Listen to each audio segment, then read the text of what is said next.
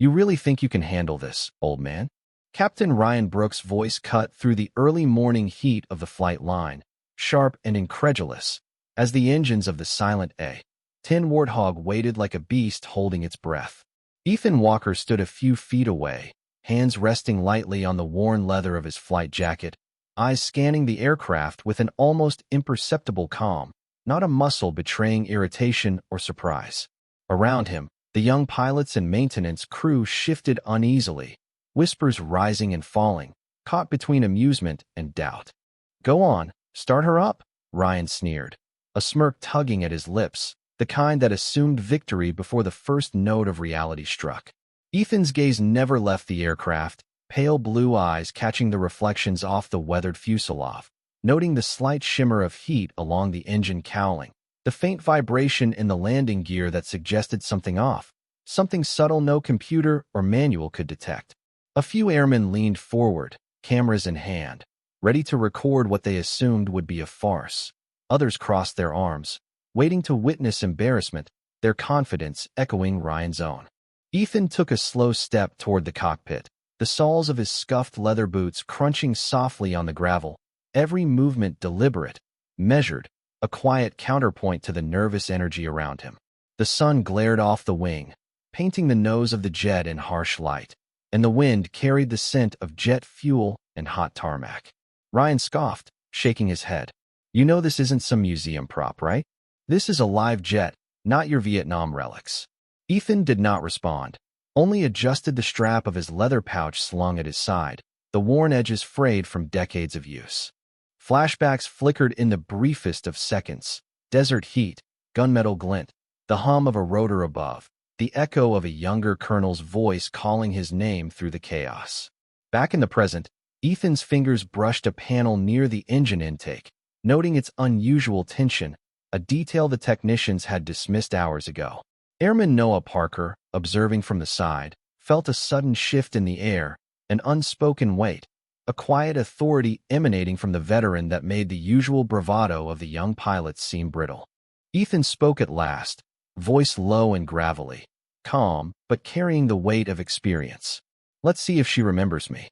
Ryan laughed, sharp and dismissive, unaware that the quiet remark carried a promise, a history no one else could read. Ethan moved with precision, almost ritualistically, opening the cockpit, his hands brushing controls as if greeting old friends, checking gauges and switches with a rhythm born of decades at the heart of machines like this.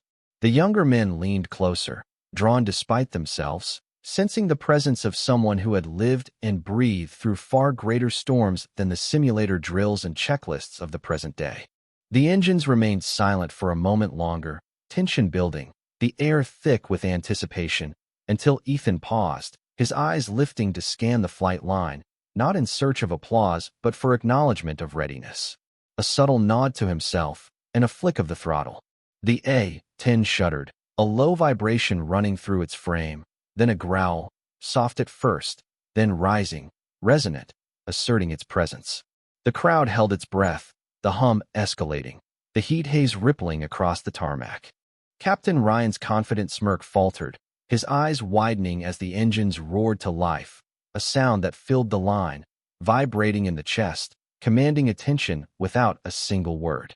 Ethan stood still, a quiet shadow of competence, as Noah felt the hairs on the back of his neck rise, recognizing the unfolding proof of mastery that no simulation, no mockery, no youthful arrogance could touch.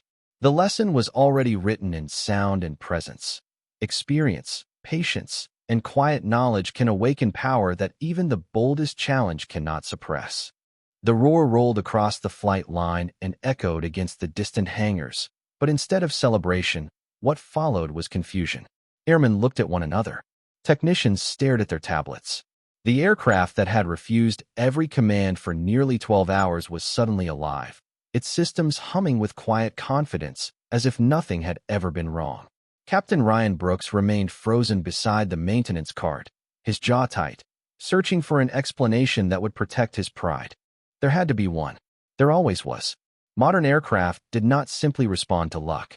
They responded to diagnostics, procedures, and certified expertise.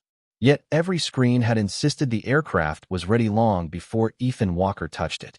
The contradiction sat heavily in the hot afternoon air. Noah Parker watched Ethan step back from the aircraft without the slightest hint of triumph. No smile, no boast, no attempt to explain what he had done. The old veteran simply looked at the A-10 for a few seconds before resting a hand against the side of the fuselage. It was a strange gesture, almost respectful, almost personal. The aircraft vibrated softly beneath his fingertips. Noah found himself wondering how many years separated Ethan from everyone else standing there. Not in age, but in experience. Ryan finally broke the silence. That does not prove anything. His voice sounded louder than necessary. Several heads turned toward him. Anybody can get lucky once. Ethan glanced in his direction, but said nothing. The absence of an argument only seemed to irritate Ryan further. Around them, the maintenance teams returned to the aircraft. Panels were reopened. Checklists were reviewed. Engineers searched desperately for a technical explanation that would preserve the reputation of their systems. Yet the more they searched, the stranger the situation became. One senior technician crouched beside the engine compartment and frowned. Another called over a colleague. Within minutes, 3 of them were gathered around the same location Ethan had pointed toward earlier. Their expressions changed from skepticism to uncertainty. The issue was real, small, almost invisible, hidden behind a section nobody had inspected because the diagnostics software reported no fault. Noah noticed the shift immediately. The laughter was gone now, replaced by something far less comfortable. Respect had not arrived yet, but doubt certainly had. As the sun drifted lower above the runway, Ethan remained alone near the edge of the flight line.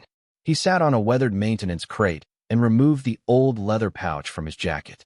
The pouch looked ancient. Scratches covered the surface. The brass snap had lost most of its shine decades ago. Ethan turned it slowly in his hands as though examining a memory instead of an object. The sounds of the modern bass faded around him. For a brief moment his thoughts drifted elsewhere. A different airfield. A different decade. Endless desert stretching beyond temporary shelters. The sharp smell of fuel carried by dry wind. Young pilots walking toward aircraft with nervous smiles they tried to hide. One face surfaced more clearly than the others. A lieutenant barely old enough to shave every day. Determined. Reckless. Grateful. Ethan blinked and returned to the present. The memory vanished as quickly as it had appeared. Nearby, Noah continued watching from a distance. Something about the old veteran refused to fit the story everyone else believed. The more Noah observed him, the less he resembled a retired mechanic wandering onto a military installation. There was a weight to him, a quiet certainty, the kind that could not be taught in a classroom or downloaded into a computer. Noah pulled out his phone and opened the base personnel archive. He was not entirely sure why. Curiosity, perhaps, or instinct. He typed a name into the search field. Ethan Walker. The loading icon spun for a moment. Then the screen refreshed. Noah's eyes narrowed. The first line appeared. Then the second. His heartbeat slowed. He looked up toward the old veteran sitting alone beside the flight line. Whatever story existed behind Ethan Walker, Noah suddenly realized it was much bigger than anyone standing here understood. Noah stared at the screen as the afternoon sun reflected across the glass. The personnel archive was not displaying the profile of an ordinary retired mechanic. The first line alone was enough to make him read it twice. Ethan Walker, Senior Crew Chief, Desert Storm, Distinguished Service Recognition, Multiple Commendations, Aircraft Recovery Specialist. Noah scrolled farther. The list continued. Years of deployments, emergency field repairs, aircraft returned to service under conditions most people would have considered impossible. He swallowed hard. Nearby, the maintenance crews were still examining the compartment Ethan had identified. Every passing minute made their expressions darker.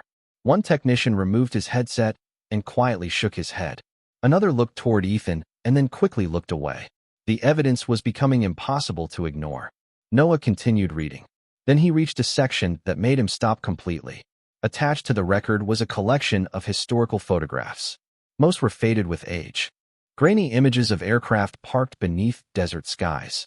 Maintenance teams standing beside runways. Pilots smiling into cameras decades younger than the faces they carried now. In one photograph, Noah immediately recognized Ethan. Not because he looked the same. Tom had changed that. but the eyes were identical. Calm, focused, unmoved by attention. Standing beside him was a young lieutenant wearing a flight suit and an uncertain smile. Noah zoomed in. The name patch was partially visible. Thornton. Noah felt a chill despite the heat. Colonel James Thornton, the commanding officer currently running the installation.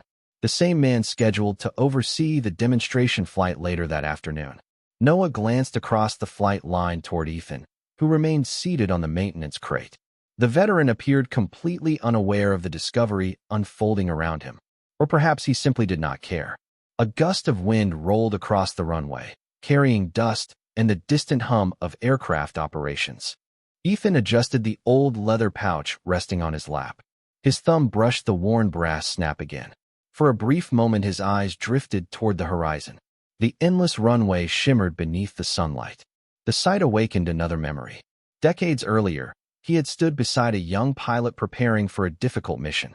The lieutenant had tried to hide his nerves with confidence. Ethan remembered handing him a helmet and offering a simple piece of advice. Trust the aircraft. Trust the crew. Trust yourself. The young pilot had laughed and promised to buy Ethan dinner if he made it back.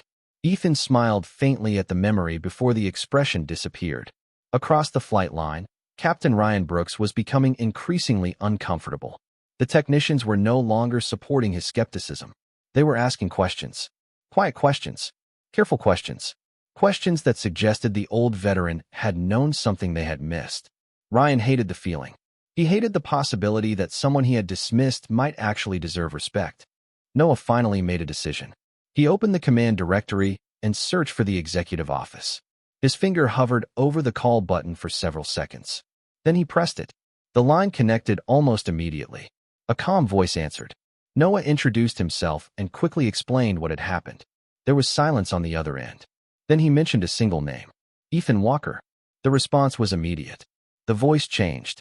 The calm professionalism vanished, replaced by something closer to shock. Noah looked back toward the old veteran sitting quietly beneath the afternoon sun. He did not know exactly what was about to happen, but he knew one thing with absolute certainty. The story everyone believed about Ethan Walker was only the beginning. The call traveled upward through channels Noah could not see.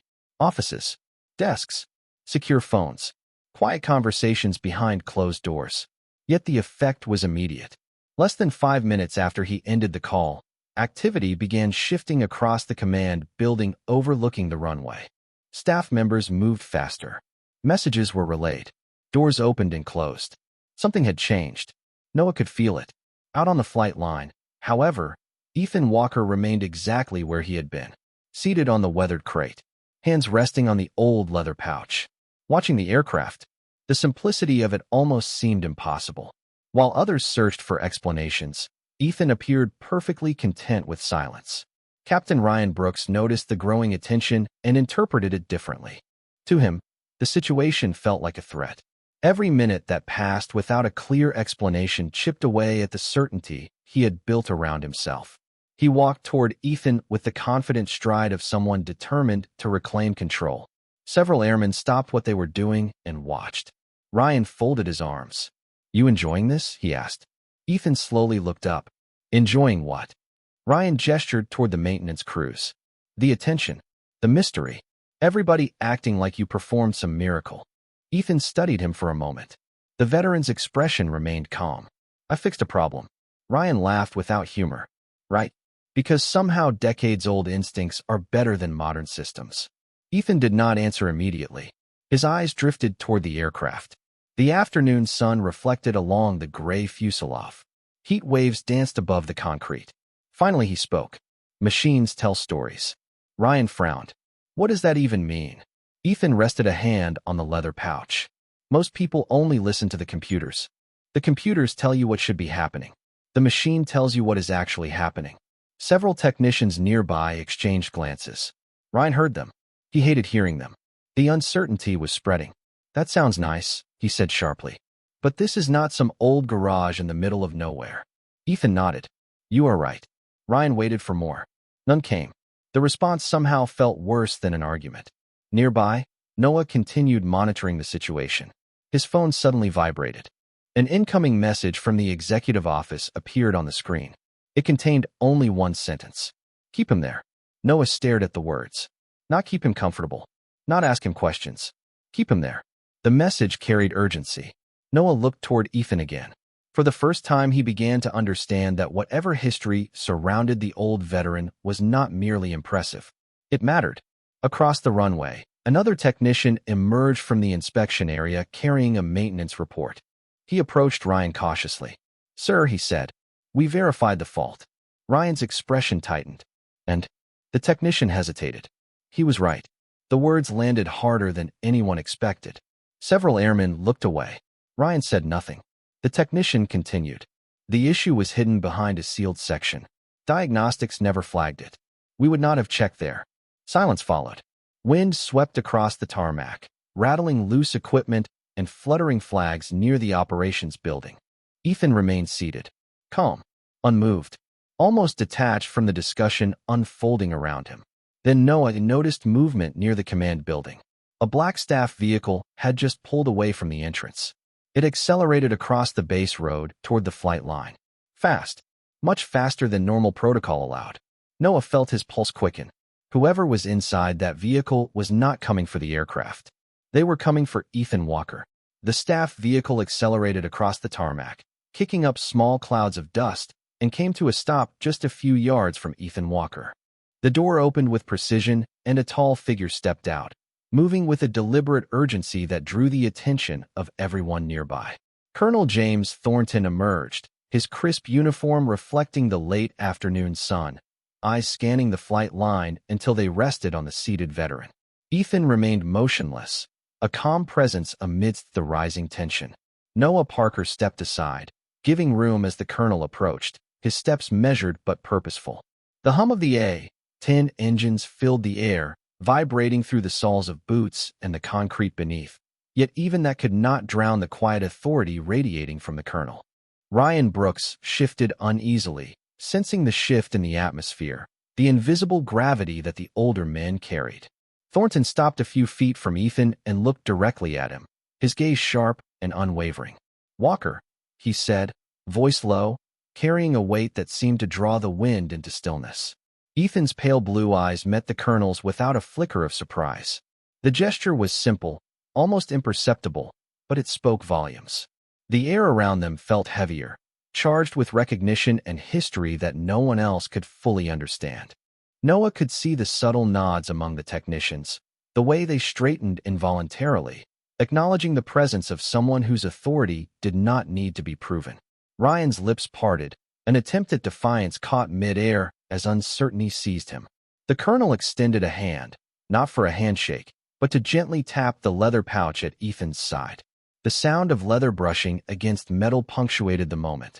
Ethan picked up the pouch slowly, opening it to reveal a small collection of worn tools, each with scratches and dents telling a story of decades in service. The colonel's eyes flickered toward each implement, recognizing the significance that had been invisible to everyone else. A quiet understanding passed between them. Without a word, Ethan stood, his movements fluid, practiced, commanding attention without force. He approached the A-10, hands hovering over the control panels, instruments, and engine access points with the reverence of someone who had spent a lifetime listening to machines speak without uttering a single sound. Noah felt the hairs on his arms rise as he watched, the air thick with anticipation and the hum of potential energy. Ethan's fingers found the panel that had confounded the entire maintenance team, lifting it with careful precision. The subtle release of tension allowed hidden connections to realign, the aircraft responding instantly to the touch of someone who understood it from the inside out. Engines hummed softly, then rose in volume, the roar building steadily, filling the line with a vibration that carried certainty and command. The air around the flight line seemed to shift, the scattered wind aligning as if acknowledging a long-forgotten order. Colonel Thornton stood behind Ethan, eyes fixed on the young captain whose confidence had evaporated in the wake of this demonstration.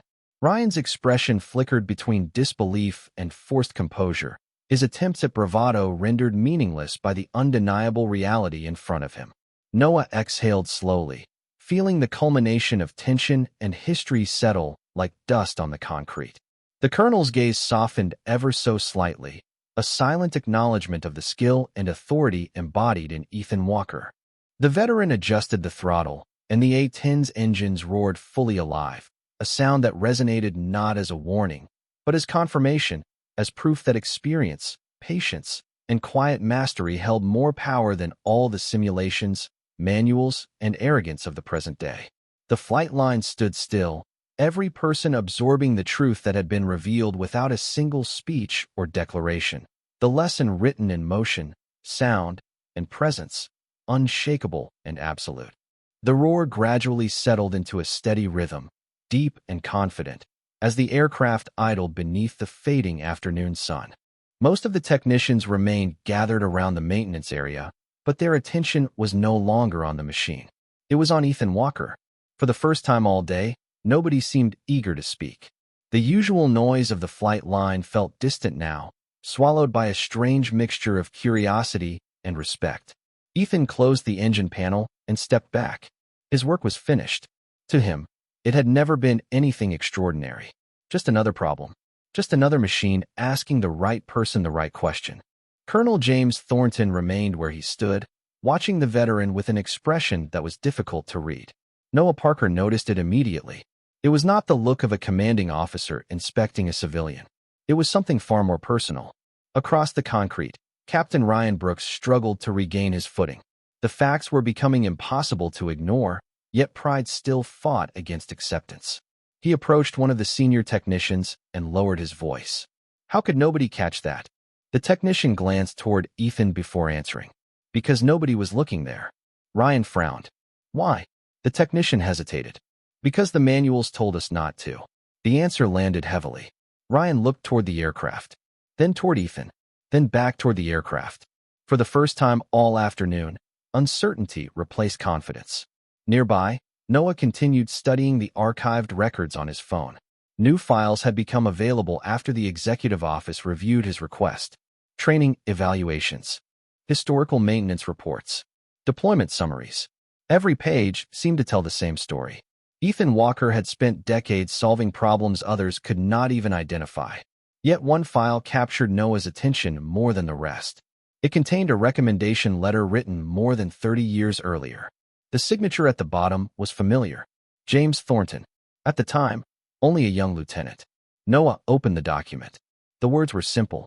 Ethan Walker possesses an understanding of aircraft that cannot be taught. He does not repair machines. He understands them. Noah slowly lowered the phone. The exact same thing Ethan had said earlier. Machines tell stories. The realization sent a chill through him. This was not luck. This was not coincidence. This was a lifetime of mastery. A sudden gust swept across the runway, carrying the smell of jet fuel and warm concrete. Ethan looked toward the horizon. The sunlight was beginning to soften, painting the distant hangars in shades of gold and amber. For a brief moment, the sounds of the modern base faded away. His hand rested on the old leather pouch once more. Instantly, another memory surfaced. Endless desert beneath a blazing sky. A younger Thornton climbing down from a cockpit. Relief visible beneath exhaustion. The young pilot holding out a pair of flight gloves and offering a grin. You saved me another 6 hours of paperwork, Chief. Ethan remembered laughing. He remembered the handshake. Most of all, he remembered how young Thornton had looked. The memory vanished as quickly as it came. Back on the flight line, Colonel Thornton finally began walking toward him. Every step seemed deliberate. Every step carried years of history. Around them, conversations faded. Tools stopped moving. Even Ryan Brooks found himself watching in silence. Nobody knew exactly what the colonel intended to say, but everyone understood that whatever happened next had nothing to do with an aircraft anymore. It had everything to do with the man standing beside it. Colonel James Thornton stopped a few feet from Ethan Walker, and for several seconds neither man spoke. The silence itself seemed to command the attention of everyone on the flight line. Airmen who had been working moments earlier now stood motionless. Technicians lowered tools. Conversations faded into nothing. Even the steady rumble of the aircraft engines felt distant compared to the weight of that moment. Ethan looked up first. His expression remained calm, unchanged by the sudden focus surrounding him. Thornton studied him carefully, as if confirming something he had already known for years.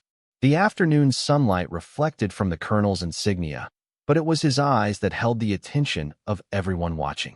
There was respect there, genuine respect, not the kind demanded by rank, the kind earned through memory.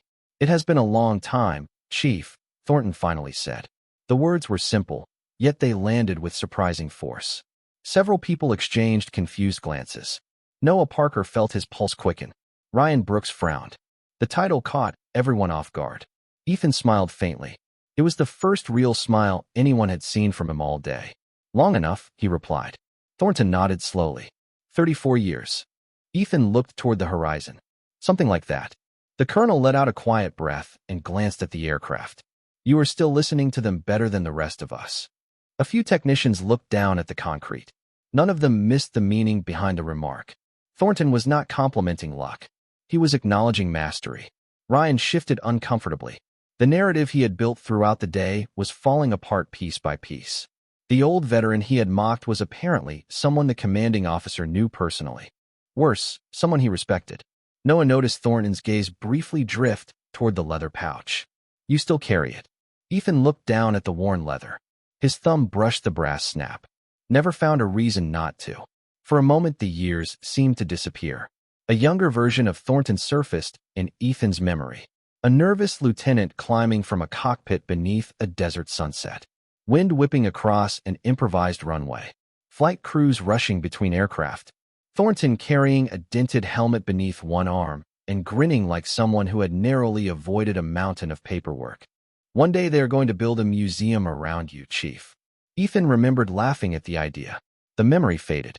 Back on the flight line, Thornton smiled as if recalling the same moment. "I remember saying they should put that pouch behind glass." Ethan shrugged. "It still works." Several airmen chuckled softly.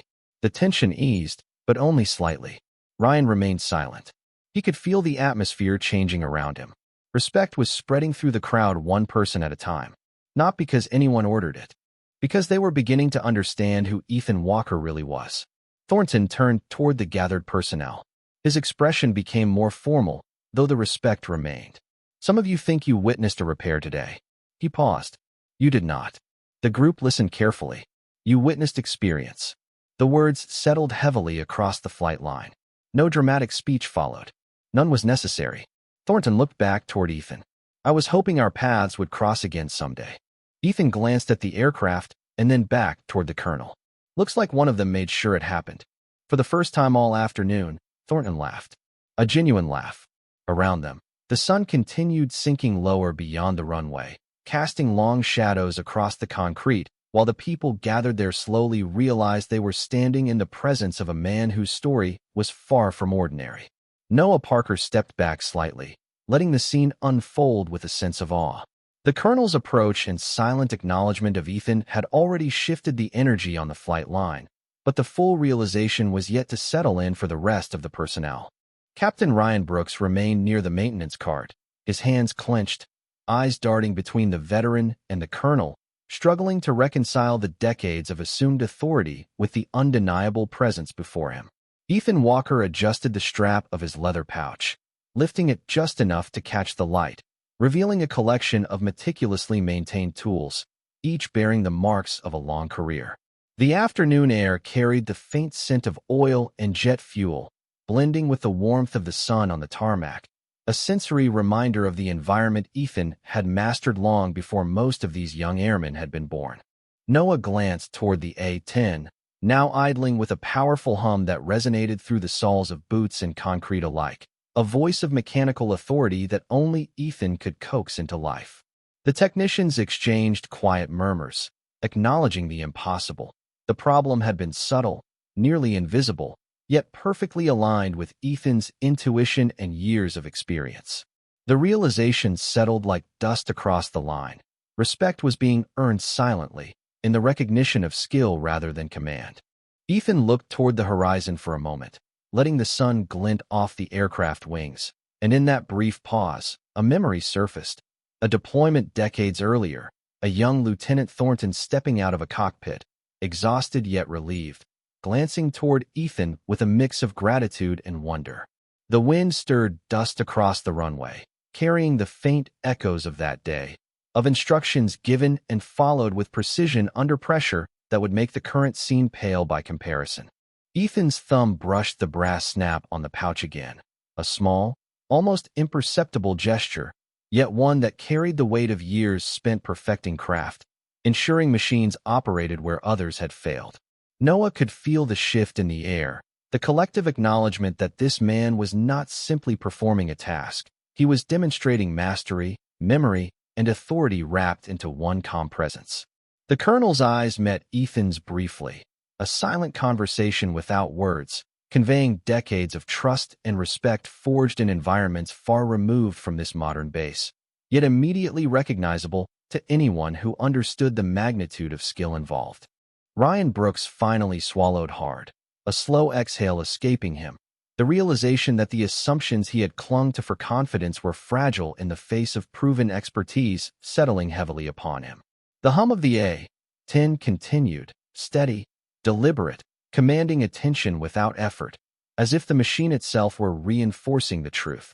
Experience, care, and knowledge outlasted bravado and youthful certainty.